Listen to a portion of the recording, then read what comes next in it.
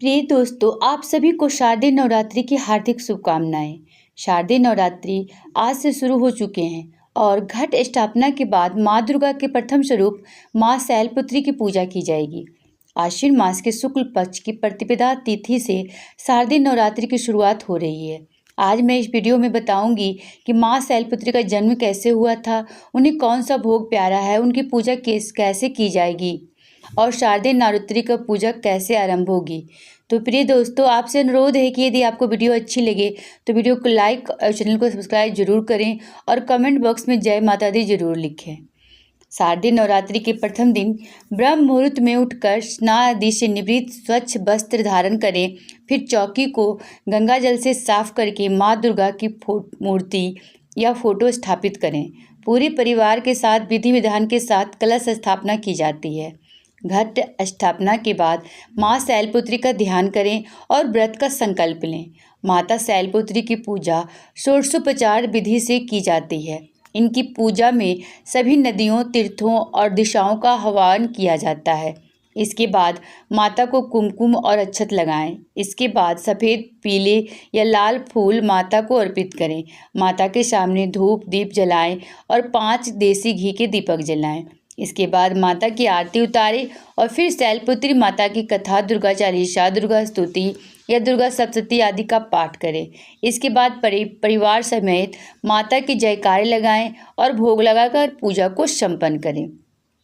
पौराणिक मान्यताओं के अनुसार माता पार्वती पर्वतराज हिमालय की पुत्री हैं और माँ के शैलपुत्री स्वरूप की पूजा देवी के मंडपों में पहले नवरात्र के दिन होती है। शैल का अर्थ है हिमालय और पर्वतराज हिमालय के यहाँ जन्म लेने के कारण इनका नाम शैलपुत्री पड़ा।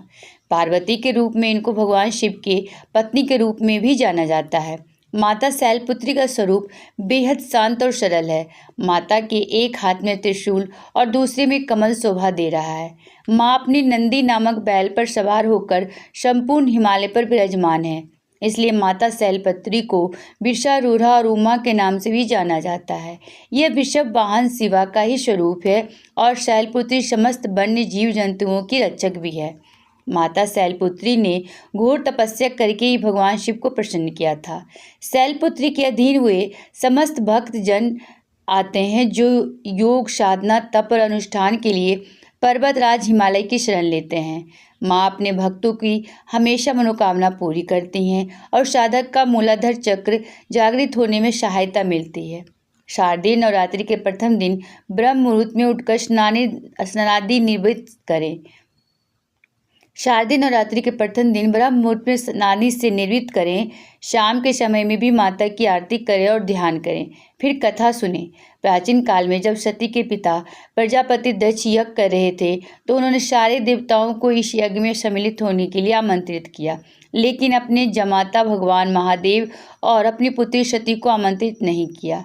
लेकिन सती की अपने पिता की यज्ञ में जाने की बहुत इच्छा थी। उनकी व्यग्रता देख शंकर जी ने कहा कि संभवतः प्रजापति दक्ष हमसे रुष्ट हैं, इसलिए उन्होंने हमें आमंत्रित नहीं किया होगा। शंकर जी के इस वचन से सती संतुष्ट नहीं हुई और जाने के लिए अड़ गई। उनकी जिद देखकर भगवान शंकर ने उन्हें वहां जाने की अनुमति दे दी। सती जब अपने पिता के घर पहुंची तो सिर्फ माँ ने ही उन्हें स्नेह दिया, बाकी सदस्यों ने उनसे ठीक से बात नहीं की और व्यंग्यात्मक चिटकी सी भी की। दक्ष ने भी शंकर के प्रति कुछ बातें कही जो सती को उचित नहीं लगी। अपने पति का तिरस्कार होता देख उन्होंने योगाग्नि से अपने आप को भस्म कर लिया। जब शंकर को सती के भस्म होने के बारे में पता चला तो वे क्रोधित हो गए और उन्हें दक्ष के यज्ञ को विध्वंस करवा दिया। यही सती अगले जन्म में शैलराज हिमालय की पुत्री के रूप में जन्मी और शैलपुत्री कहलाई। शैलपुत्री का विवाह भी भगवान शंकर से हुआ और वे फिर से उनकी पत्नी बन गई।